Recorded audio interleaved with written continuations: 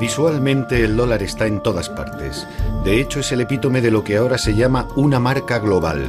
Un billete de $20 se reconoce inmediatamente en cualquier parte del mundo. Psicológicamente representa mucho más que una moneda. Se ha convertido en el símbolo universal del enriquecimiento.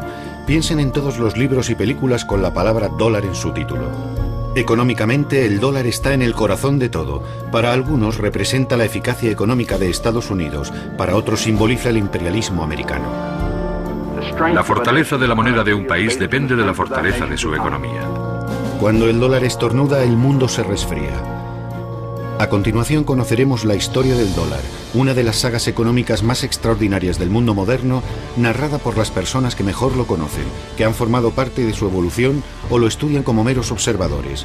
Esta es la historia de cómo el dólar llegó a convertirse, en menos de 2 siglos, en la moneda de todo el planeta. Pero ¿seguirá el dólar su avance triunfal o el mundo cambiará y con él el destino del dólar americano?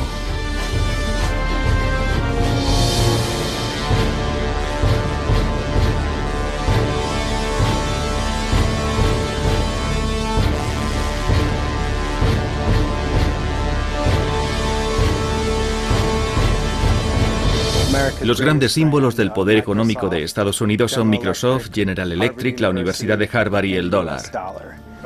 En cualquier conversación que escuches, en un restaurante, por ejemplo, la palabra dólar aparece en casi todas las frases. Está muy presente. Más que una moneda, es una obsesión. Siempre que se protesta contra Estados Unidos, aparece alguien rompiendo el escaparate de un McDonald's o quemando una bandera estadounidense, pero jamás verá a alguien quemando un dólar. Conozco a gente que se pasea por París con unos vaqueros que tienen como logotipo un billete de $1, pero nadie va por ahí con unos vaqueros adornados con €1. Para comprender la historia del dólar estadounidense, lo mejor es hablar con los historiadores, o en este caso con los numismáticos. Aquí es donde están todos, en la mayor feria de la moneda de Estados Unidos, en Memphis, Tennessee. Son verdaderas obras de arte, como cuadros de Picasso o Monet. Estos son preciosos. ¿Cuánto pides por ellos? $8 cada uno. Cuando se crea un país también debe crearse su moneda. En el caso de Estados Unidos eso además significó idear un sistema diferente a todos, en el que el dinero en papel tendría una mayor importancia. Uno puede ver la transformación del país a través de los diseños de su moneda. Afortunadamente conservamos muchos billetes antiguos. La gente los guarda por si aumentan de valor. 95, 18.000, ¿no? 17.000, un postor, 18.000, 19.000, 22.000, 30.000. Yo calculo que en esta subasta habrá ventas por valor de 7 o 6 millones y medio de dólares. Tras la firma de la Declaración de Independencia del 4 de julio de 1776, la recién nacida República estadounidense necesitaba dinero. Puesto que Gran Bretaña se negaba a renunciar a sus colonias, el país tuvo que declararle la guerra. Una empresa que requería mucho dinero, a pesar de que contara con la ayuda de franceses como el Marqués de Lafayette. Así que para financiar la contienda, a los líderes de la nación se les ocurrió una idea brillante: producir dinero de papel. Cuando declaramos la guerra a Gran Bretaña, emitimos esto que se llamó moneda continental. Las colonias, o mejor dicho, el Congreso Continental que las representaba, comenzaron a emitir este papel moneda.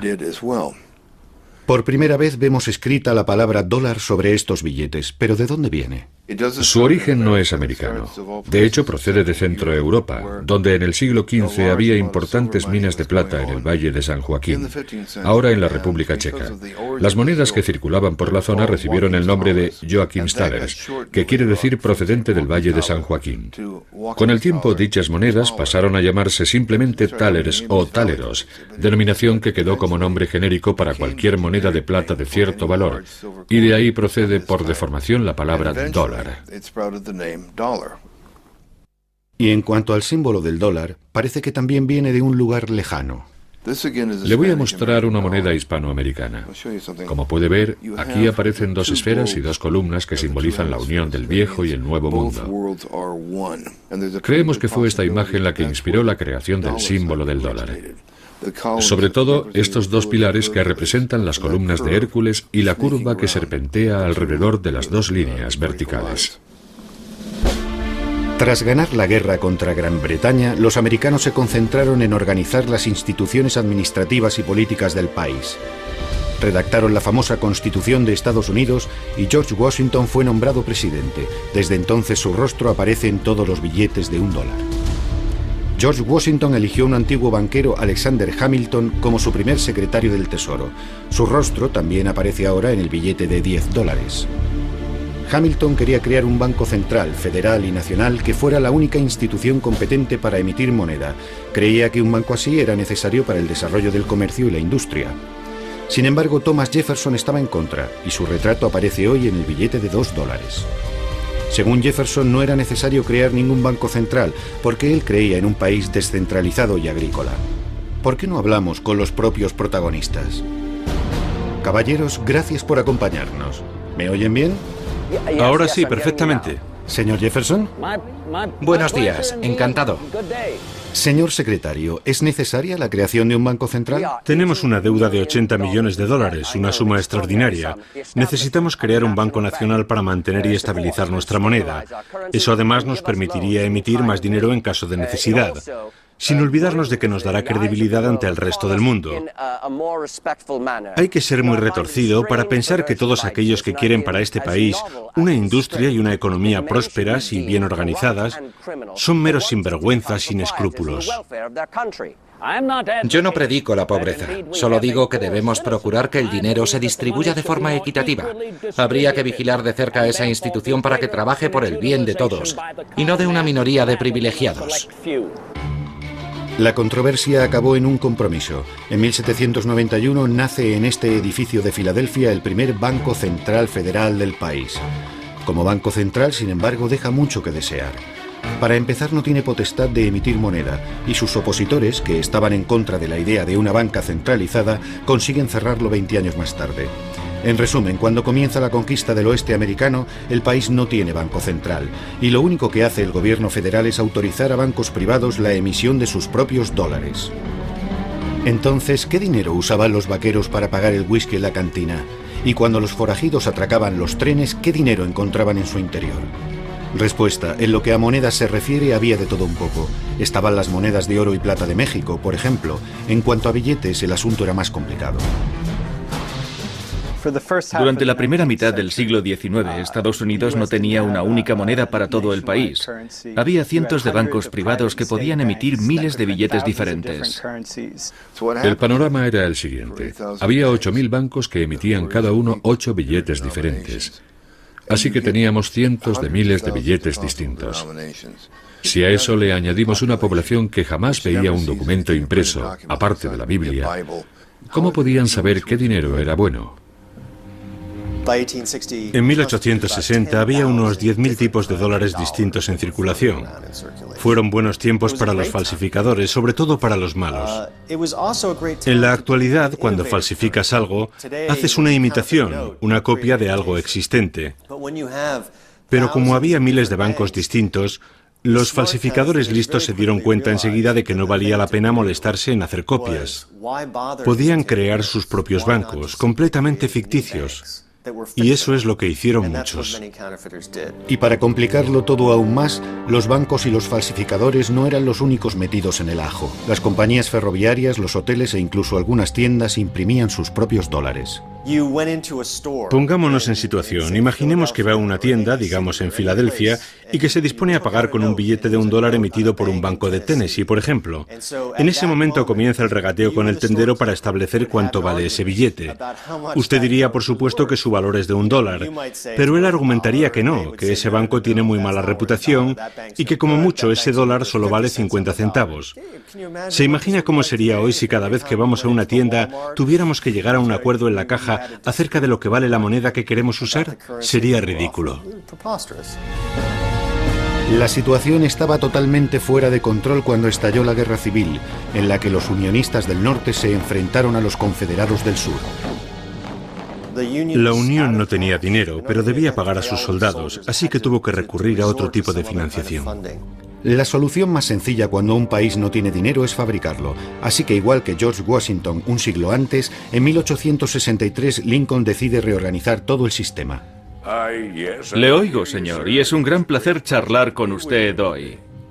Los días en los que cualquiera podía emitir moneda han acabado. Bueno, es necesario estandarizar la moneda, y se debe hacer de la mano de un gobierno central y un banco central.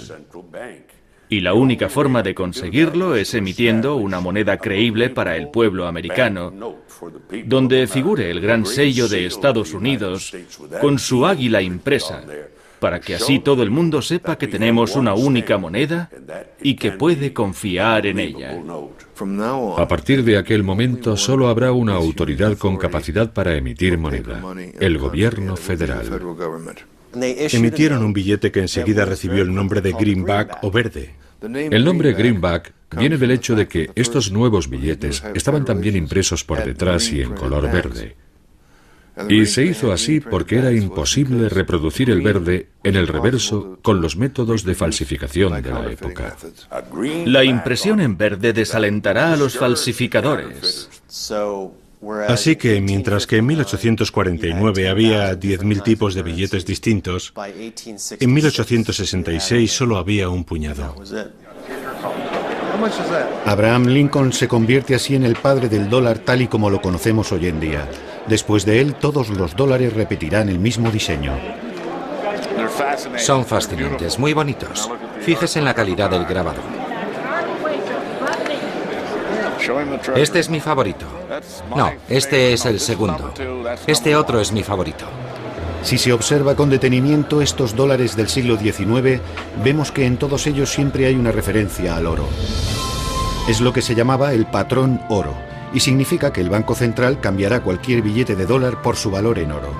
En otras palabras, el valor total de todos los billetes en circulación jamás deberá exceder el valor de las reservas de oro del banco. Así, al menos en teoría, se evitaría que el gobierno sucumbiese a la tentación de no parar jamás la máquina de hacer dinero. A finales de siglo, Estados Unidos se había convertido en la mayor economía del mundo, superando a China y a todos los países europeos. Sin embargo, el dólar apenas se veía fuera de sus fronteras. La industria crece, la bolsa sube y la gente cada vez pide más dinero prestado para comprar más acciones. El gobierno sigue emitiendo dólares sin tener en cuenta si hay suficientes reservas de oro que respalden esas cantidades. Comienza a formarse lo que hoy en día se llama una burbuja especulativa. Los americanos no se preocupaban por lo que ocurría fuera de sus fronteras, y su política monetaria, que se centraba únicamente en la situación interna, alteraba cada vez más la circulación de capital, lo que a su vez afectaba negativamente a la libra esterlina, que por el momento era la moneda dominante. Así que la política monetaria de Estados Unidos tuvo repercusiones negativas, y al final todo esto desembocó en la Gran Depresión. La burbuja especulativa explota el miércoles 24 de octubre de 1929. La bolsa se desploma. La gente corre a los bancos para cambiar sus dólares por oro. Después de todo, están en su derecho, lo pone en los billetes. Naturalmente, los bancos no pueden pagar a todo el mundo y tienen que cerrar. En solo unas semanas el país se sume en el caos económico. Ha comenzado la Gran Depresión. Millones de ciudadanos perderán su trabajo. Si se deja a los inversores y financieros solos, si se deja que hagan lo que quieran, siempre se van a los extremos. Y en la década de 1930 el sistema financiero se viene abajo por completo. La gente ha sabido adaptarse a la actual situación de crisis con estos dólares de fabricación casera. Están diseñados para resistir la inflación, con la garantía de que durarán mucho tiempo. Por extraño que parezca, este dólar es aceptado en los comercios del barrio. En Nueva York, el sistema de trueque experimenta un nuevo auge. En 1933 la situación parece mejorar un poco cuando el demócrata Franklin Roosevelt resulta elegido presidente de Estados Unidos. La máquina económica comienza a funcionar de nuevo. Ese mismo año, sin embargo, otro líder también fue elegido por su pueblo, Adolf Hitler, en Alemania. Cuando la guerra termina, los vencedores deben reconstruir el mundo. En 1945 crean las Naciones Unidas y para ocuparse de los asuntos económicos se reúnen en Bretton Woods. En 1944, un limitado número de personas se reunió en una pequeña ciudad de la costa este de Estados Unidos con la idea de que las prácticas económicas, las guerras de las monedas, contribuyeron en gran medida al estallido de la Segunda Guerra Mundial. Así que para evitar que algo así se repitiera, se estableció una especie de Naciones Unidas financieras. Se decidió, como una de las consecuencias de la guerra, que a partir de ese momento, la moneda de referencia en el sistema financiero global sería el dólar. Las monedas más potentes habían desaparecido debido a la guerra y todo el mundo debía dinero a Estados Unidos porque era el país que estaba financiando la reconstrucción de Europa. La libra esterlina estaba muerta, o casi. El franco francés igual. 44 países firmaron aquel acuerdo, prácticamente todos los países de más peso en el mundo libre. La Unión Soviética participó como invitado, pero al final decidió no firmar. Aquello fue un hecho sin precedentes. Bretton Woods establece lo que se denomina un sistema de cambios fijos. El valor del dólar se fija en $35 por onza de oro. El gobierno de Estados Unidos se compromete a cambiar una onza de oro a cualquier banco central que le presente $35. El cambio de otras monedas también se fija de forma más o menos permanente con relación al dólar. Al convertirse en moneda de cambio internacional, el dólar adquiere el estatus de moneda de monedas.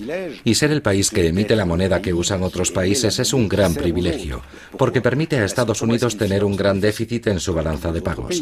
¿Cómo financia ese déficit? Como todos los países, con su propia moneda. Pero cuando ese dinero se acaba, los demás países tienen que financiarlo con dólares, con oro, con lo que tengan.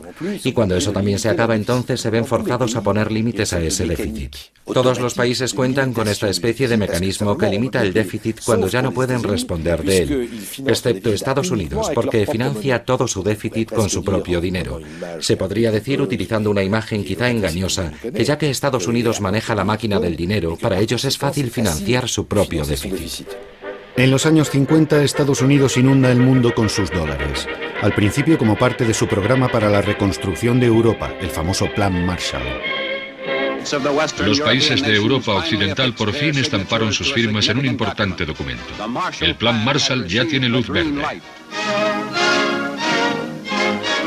El Acuerdo de París establece que Estados Unidos volverá a enviar americanos al extranjero, pero esta vez serán suministros para la paz en forma de comida, maquinaria, personal y dólares.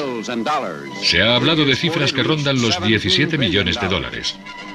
Después, en la década de los 60, Estados Unidos comienza a comprar el mundo. Hacen grandes inversiones en el extranjero mientras al mismo tiempo financian la guerra de Vietnam. Todo se paga en dólares, por supuesto.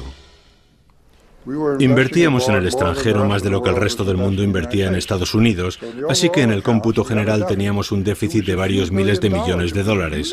Una cantidad minúscula comparada con el déficit actual. Aquello puso nerviosas a muchas personas.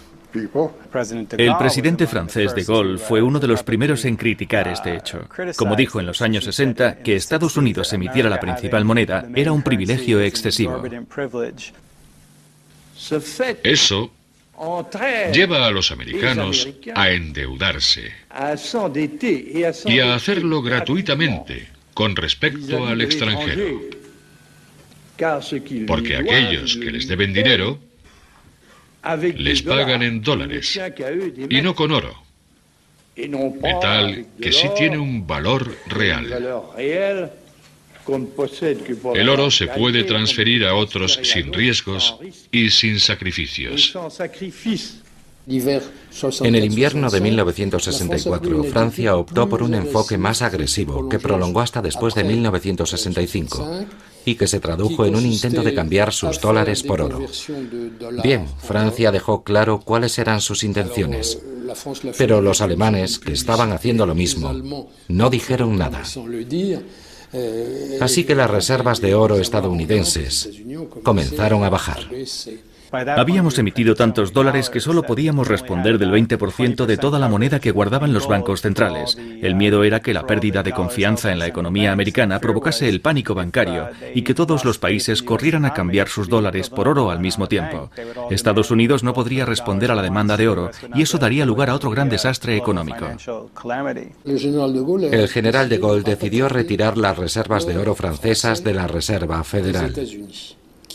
Se trataba únicamente de un asunto técnico, pero produjo un gran revuelo político. El general de Gaulle me preguntó, ¿está el oro ya de camino? Sí, señor, lo estamos trayendo. Luego añadió, tenemos que agilizar las cosas. Escucha, quiero que envíes el Colbert. El Colbert era nuestro único buque de guerra por aquel entonces. Enviamos el Colbert a Fornos, cargamos el oro y lo traemos de vuelta. Señor, dije, eso es imposible. Si manda un barco de guerra a Estados Unidos para traer el oro, provocará un terrible incidente diplomático. Así que al final se desechó esa idea. Los americanos no se lo habrían tomado muy bien porque pensaban que estaban proporcionando un servicio necesario al resto del mundo. Nosotros los americanos somos los que proporcionamos liquidez al sistema. Somos intermediarios financieros.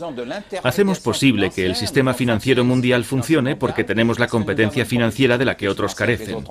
Es un servicio que le proporcionamos y si el dólar se convierte en un problema, será su problema, desde luego no el nuestro. Han escuchado una alusión al famoso comentario hecho por el secretario del Tesoro John Connally a una delegación de europeos que se quejaban de su política monetaria. El dólar es nuestra moneda, pero es vuestro problema. Las decisiones que toma el secretario del Tesoro y las políticas económicas de Estados Unidos están pensadas para beneficiar al país, pero también tienen un impacto en el resto del mundo. Y eso se refleja en lo que decía Connally. Es nuestro dinero, nosotros lo manejamos, y si las decisiones que tomamos no les gustan, es su problema. John Connally no era un experto en la materia. Era un político, un tejano. Como saben, estaba en el coche del presidente cuando Kennedy fue asesinado. Era un tipo muy alto, un gigante de 1,94 y bastante locuaz. Además pensaba que la economía mundial se podía dirigir con cierta improvisación. Y también era un tipo un poco bruto a la hora de negociar. Les dijo a los europeos, si queréis seguir disfrutando del apoyo militar americano, con la Unión Soviética respirando en vuestro cogote, tendréis que mantener vuestras monedas más débiles, y esa será la solución. De esa forma reduciremos el déficit de la balanza de pagos. El sistema de Bretton Woods se vino abajo gracias a la maniobra de Nixon del 15 de agosto de 1971, cuando decidió sacar el oro del sistema y convertir el dólar en una moneda fluctuante. Un sistema de cambios fluctuante es totalmente diferente. El valor de las monedas en el mercado internacional viene determinado por la oferta y la demanda. Estados Unidos tiene hoy la mejor oportunidad de este siglo para alcanzar dos grandes ideales: disfrutar de la paz y crear una nueva era de prosperidad sin guerras.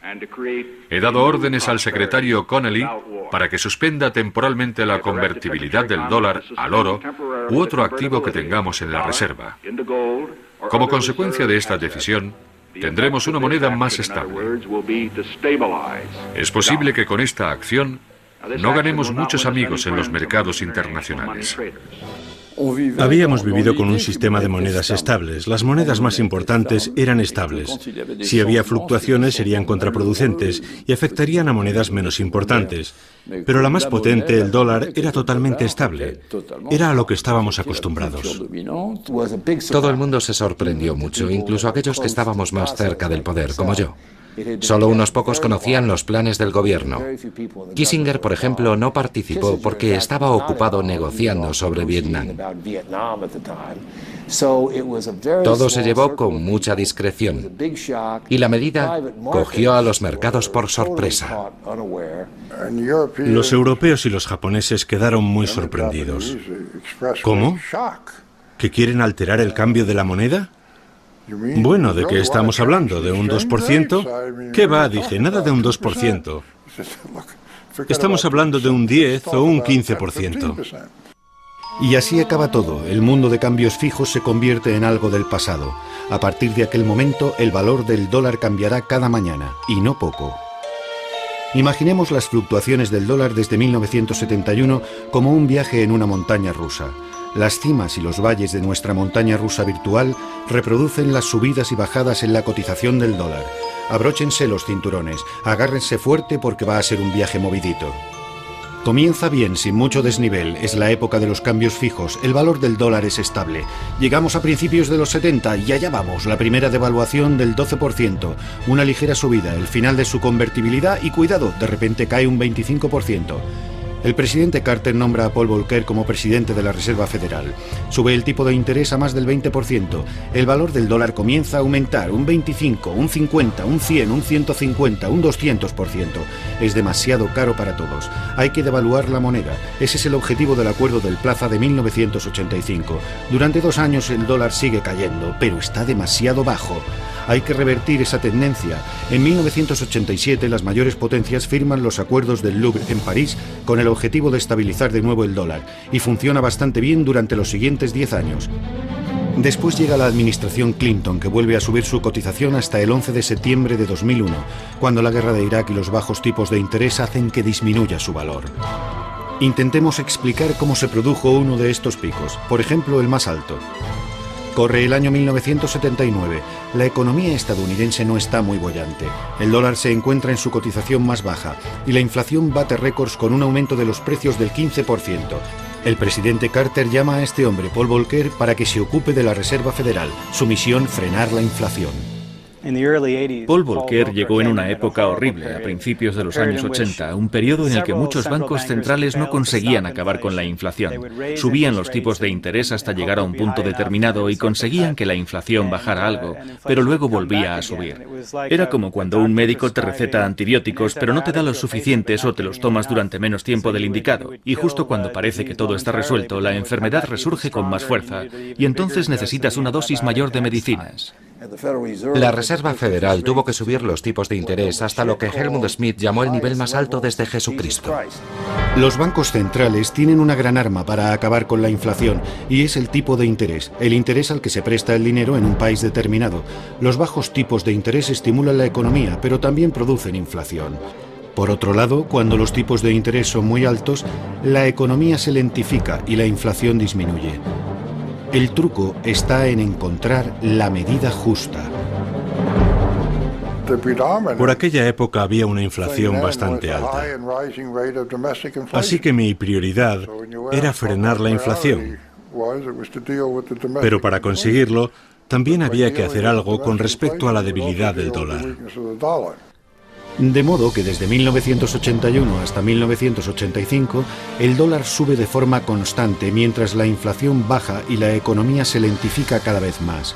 Mientras tanto, la población sufre. Nadie puede hacer frente a unos tipos de interés del 20%. Los constructores estaban particularmente molestos, sobre todo porque el periodo anterior había sido bastante bueno para ellos.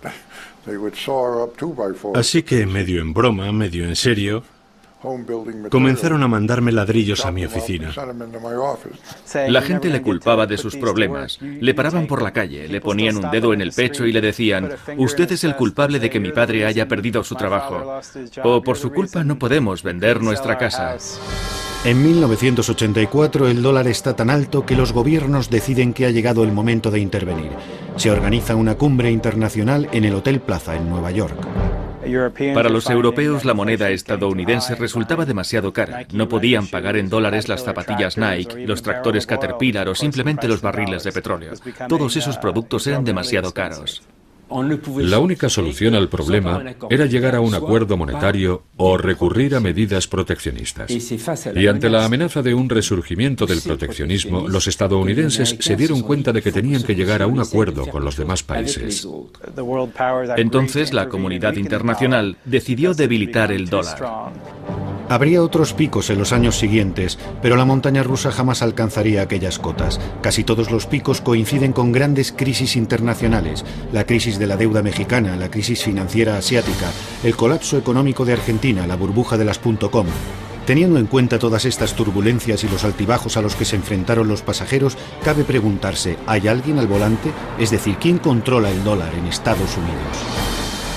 La Reserva Federal es el Banco Central de Estados Unidos. Y nuestro objetivo es comparable al del Banco Central Europeo o el Banco de Francia antes del euro, por ejemplo. Nuestro trabajo es favorecer la estabilidad de los precios y un crecimiento sostenible de la economía, además de mantener el sistema financiero lo más estable posible. El sistema de reserva federal está compuesto por 12 bancos, cuyos accionistas son los sucesores de aquellos grandes bancos locales del siglo XIX que recibieron permiso para emitir sus propios dólares. Esto convierte al Fed en algo singular, porque es prácticamente el único banco central del mundo que no es público, sino privado. Los bancos del sistema de la Reserva Federal, como este de Nueva York, están en manos de los bancos comerciales. Son propiedad de los miembros del sistema de la Reserva Federal. Pero debido a su organización, el gobierno es muy estricto y vigila su funcionamiento muy de cerca. El término que se utiliza es algo técnico, pero se podría decir que somos instrumentos del gobierno federal. Aunque seamos empresas privadas, el gobierno supervisa nuestro funcionamiento. Para producir billetes, el Fed tiene su propia impresora, la Oficina de Grabado e Impresión en Washington, que es una agencia gubernamental. Emitimos unos 8.000 millones de billetes al año, lo que supone unos 750 millones al día. Este lugar es tan importante para los estadounidenses que hay una pasarela desde donde los visitantes pueden ver toda la zona de impresión. En cuanto a las máquinas, no parecen muy nuevas. Algo que no nos sorprende dado que el dólar no ha cambiado de tamaño ni color desde 1929.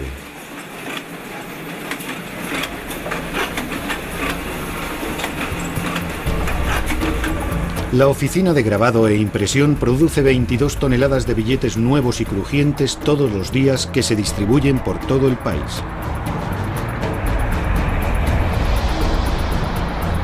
En Estados Unidos se usan mucho los billetes y el dinero en general. De hecho, 1 de cada 10 dólares es un billete real y palpable. Los otros 9 son solo números que bailan en los ordenadores de los bancos. Puede que 1 de cada 10 no parezca mucho, pero es el doble de la cantidad en circulación de libras esterlinas, yenes japoneses o euros, cuyos billetes nunca han supuesto más del 5% del total del dinero del país. Es más, al contrario de lo que cabría pensar, el número de billetes en circulación no se reduce, sino que aumenta, a pesar de la llegada de las tarjetas de crédito.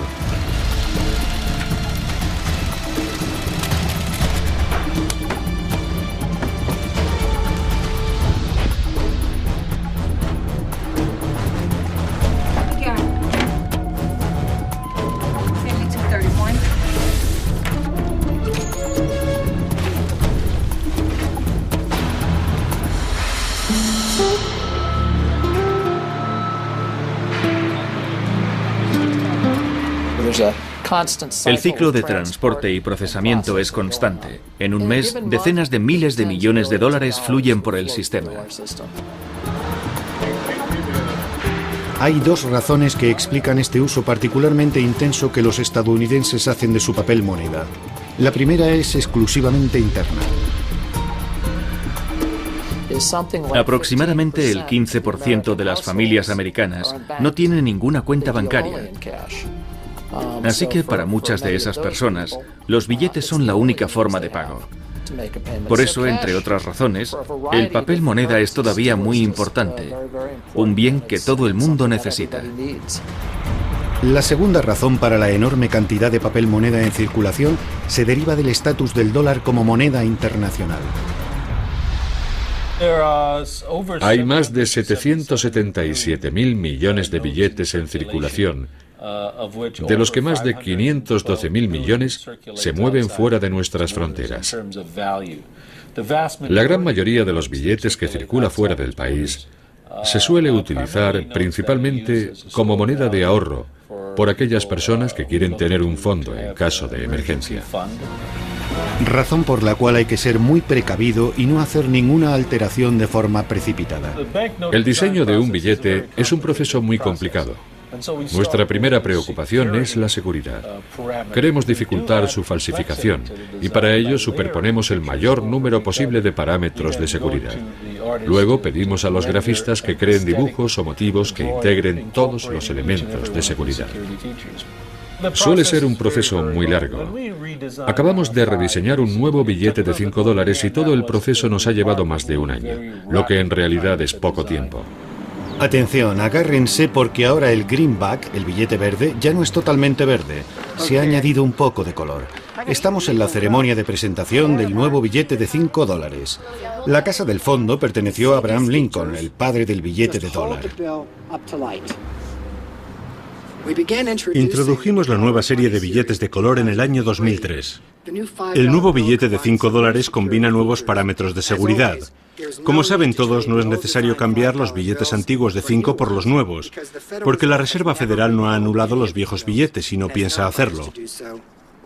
En solo unos minutos, será un honor para mí gastar mi primer billete de $5 para ponerlo oficialmente en circulación. Veamos, ¿qué puedo comprar aquí? Bueno, aquí tenemos un libro sobre grandes discursos.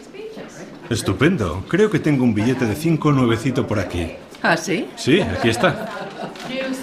Con nuevos parámetros de seguridad. No seamos duros con ellos. Solo son funcionarios del gobierno, no actores profesionales. El hombre en primer plano es un representante de la Reserva Federal. El que está justo detrás de él es del Servicio Secreto, un cuerpo de policía altamente especializado que tiene dos misiones principales: proteger al presidente de Estados Unidos y al dólar. En otras palabras, su función es defenderlo de los falsificadores. La mujer de la izquierda trabaja para el Departamento del Tesoro. Es la cajera de Estados Unidos y su firma es la que figura en los billetes de $5. Y a continuación, para los niños y sobre todo para los que nos ven desde casa, les ofrecemos una rápida lección sobre detección de falsificaciones. ¿Quién conforma la primera línea de defensa contra los falsificadores? Tú. No, vosotros. ¿Qué es lo primero que hay que hacer para saber si un billete es falso? Mirarlo a contraluz. Mirarlo a contraluz. En el billete nuevo hay dos filigranas. Un gran 5 y una columna de 5 pequeñitos. Eso es lo que tenéis que buscar. Las falsificaciones introducidas con éxito en el sistema ascienden a unos $61 millones. Y aunque parece mucho, en realidad solo es el 1% de todo el dinero en circulación. ¿De qué clase están hechos? Esa es una gran pregunta. Usamos una fórmula secreta, pero se podría decir que más que papel es un tejido, y aún así su duración es limitada. La vida media de un billete está entre 2 y 5 años. Como todas las grandes estrellas internacionales, el dólar tiene su único y distintivo estilo, un estilo propio. Pero ¿por qué resulta tan llamativo, tan efectivo visualmente? ¿Cuál es su secreto? En primer lugar, el color es muy importante. Y luego están todos los demás símbolos. Es como si cada billete contuviera un pedazo de historia viva de Estados Unidos y de filosofía americana. Así es, los dólares americanos estimulan nuestra imaginación porque están cubiertos de símbolos misteriosos, supuestamente masónicos, que datan de los comienzos de la Revolución Americana. El revés del billete es lo que más llama la atención de la gente en lo que se refiere a los símbolos. En la cara del billete tenemos a George Washington, el primer líder de la nación, que además era masón. Así que se podría decir que hay una referencia masónica en esa parte del billete. Pero el envés resulta mucho más misterioso hasta para los americanos. En el envés aparecen las dos caras del gran sello de Estados Unidos. El diseño del sello del siglo XVIII corrió a cargo de un comité en el que se encontraban Thomas Jefferson, John Adams y Benjamin Franklin. Son muchas las personas que creen que el sello y los símbolos tienen significados ocultos. Muchos cuentan las plumas del águila. Son 33. Según los partidarios de las teorías conspirativas, 33 es el número exacto de grados presentes en el rito masónico escocés. El rito antiguo y aceptado, bastante conocido en Estados Unidos. También hay personas de ideología de extrema derecha que ven en esta coincidencia implicaciones siniestras, incluso pruebas de una gran conspiración de la élite para hacerse con el dominio del mundo. Sin embargo, entre los 56 hombres que firmaron la Declaración de Independencia, solo 9 eran francmasones. George Washington y Benjamin Franklin, por ejemplo, pero no así Thomas Jefferson o John Adams. No creo que existiera ninguna conspiración de los masones para manipular la Revolución Americana, sino simplemente que los ideales de la Revolución, como los de la francmasonería, se inspiran en la misma fuente filosófica, el siglo de las luces.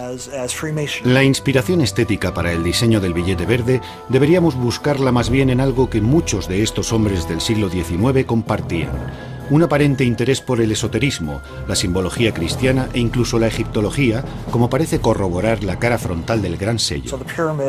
La Gran Pirámide es un símbolo de longevidad, de permanencia. Las pirámides siguen en pie después de muchos siglos, y los padres de la patria querían eso mismo para Estados Unidos. Por lo que respecta al ojo que hay en su vértice, es un símbolo muy antiguo que nace cientos de años antes y representa a Dios, que protege a la nueva nación americana.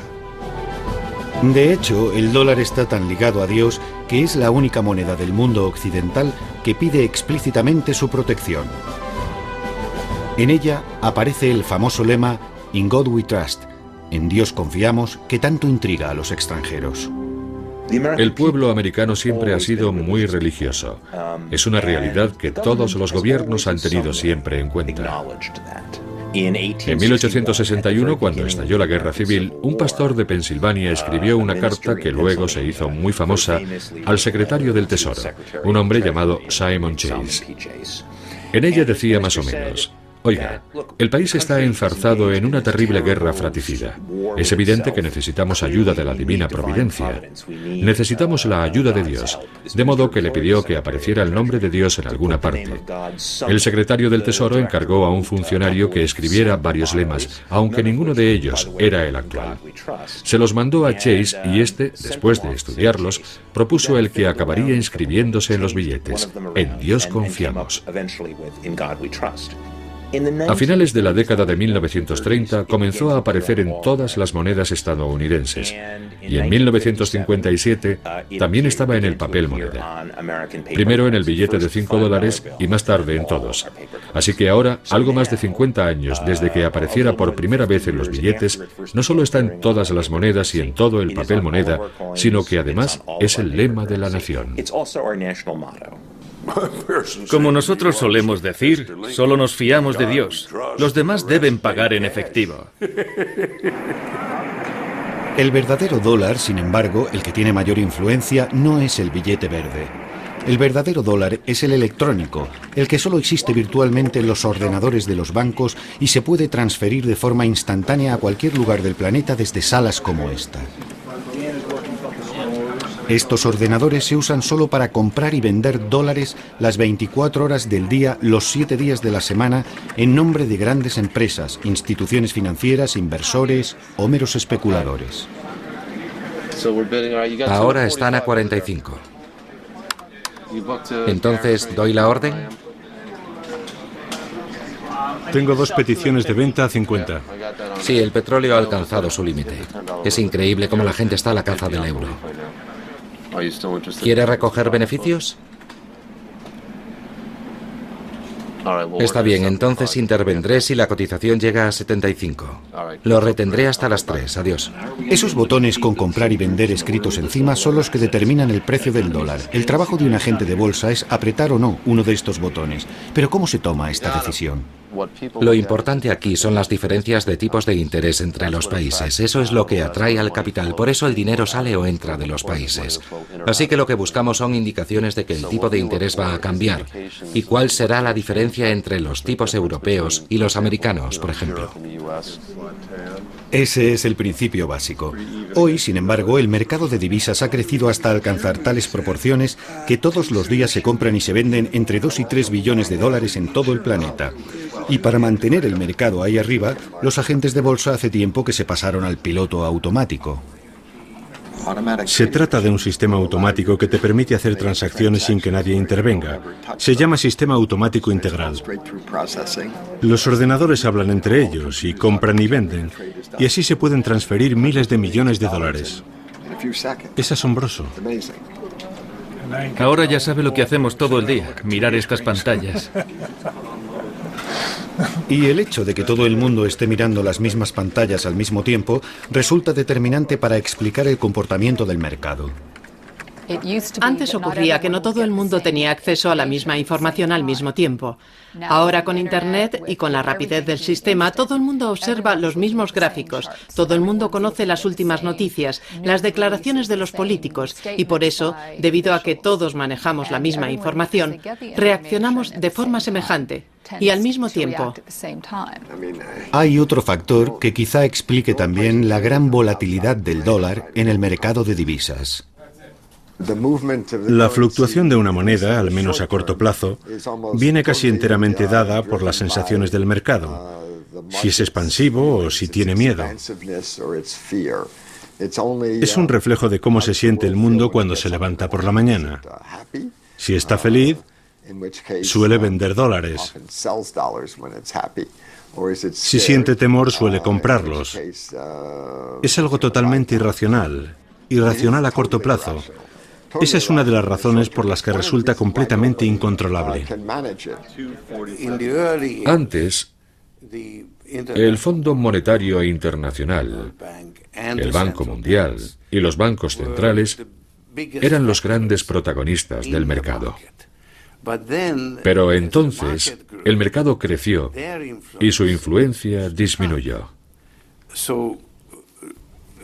Así, si hace unos años el gobierno podía intervenir en los mercados de divisas, comprar o vender moneda y determinar así su valor, ahora con el crecimiento del mercado, eso ya no es posible.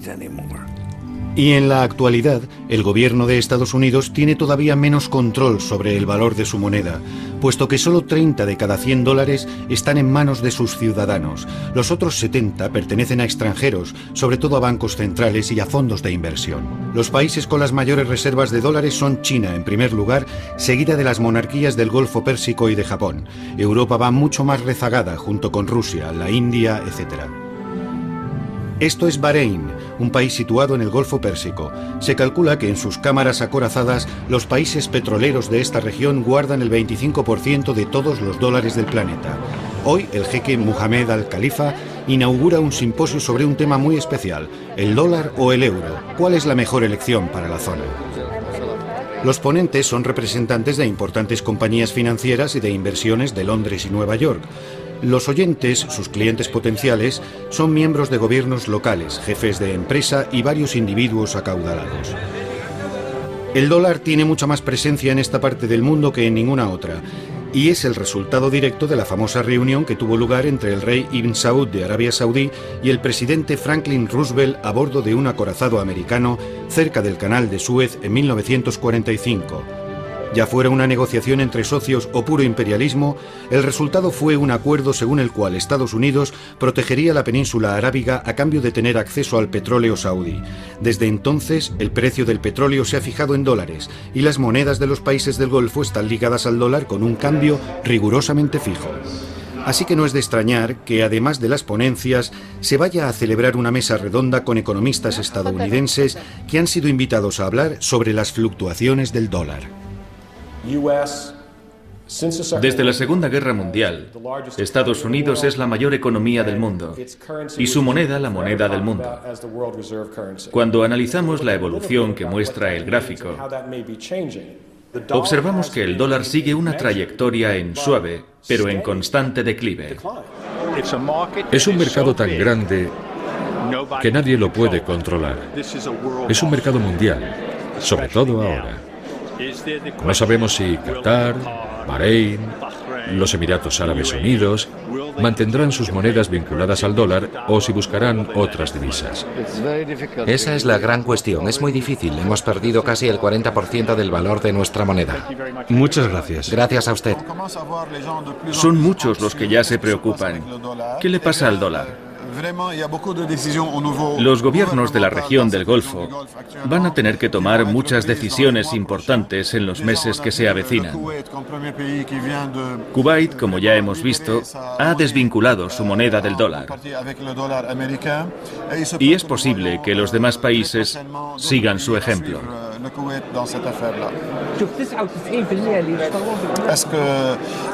Este es el fin del dólar estadounidense. Ha sido un buen padre y todos sabemos sabemos que es muy doloroso perder a un buen padre. Pero eso no significa que vayamos a olvidarnos del dólar. Es posible que al final sean las fuerzas del mercado las que nos digan si será el euro o el dólar la moneda predominante, o quizá alguna otra. Los europeos y el mundo han estado obsesionados con el dólar durante los últimos 100 años por una razón muy simple. No había competencia. Eso ahora ha cambiado con la creación del euro. ¿Acaso la política de los últimos 10 años del Banco Central Europeo con sede en Frankfurt ha cambiado el paisaje monetario del mundo? ¿Está el todopoderoso dólar, el rey dólar, a punto de ser destronado por el euro? Creo que el euro tiene potencial para convertirse en el equivalente al dólar como moneda de reserva mundial o incluso para sobrepasarlo. Para los europeos es un éxito fenomenal. Si el euro fuera más agresivo o intentara ser más agresivo, probablemente desbancaría al dólar en poco tiempo. El euro no se creó para oponerse al dólar. No se creó como oposición a ninguna moneda existente. La ambición de Estados Unidos, y lo que voy a decir es una simplificación, es imperialista. Quieren ser la superpotencia del mundo. Nosotros no ambicionamos eso, no queremos gobernar el mundo. Ya lo hicimos en parte en el siglo XIX, pero ese ya no es nuestro objetivo. Y puesto que el euro rivaliza con el dólar sin querer o sin ser capaz de reemplazarlo por completo, ¿qué implica eso para el futuro del planeta? Creo que nos encaminamos a una situación en la que habrá un gran bloque norteamericano, un gran bloque chino, un gran bloque indio y quizá un gran bloque europeo. Y creo que con el tiempo es posible que el sistema evolucione hasta un punto en el que la función del dólar sea menos excepcional. Creo que sucederá de manera totalmente natural y será bueno para la economía mundial. Y la palabra final la tiene Paul Volcker, que ha sacado su bola de cristal para la ocasión. Haré dos afirmaciones. Una es que el mundo estará mucho mejor cuando solo haya una moneda única.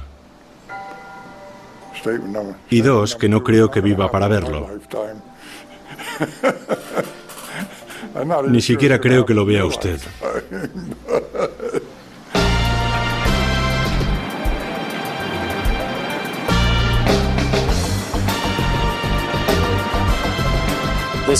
Este año tenemos una gorra con el símbolo del dólar, un clip con el símbolo del dólar, este pañuelo con estampado de dólares. En Estados Unidos estamos tan obsesionados con el dólar, estamos tan obsesionados con el dinero, que nos lo ponemos encima.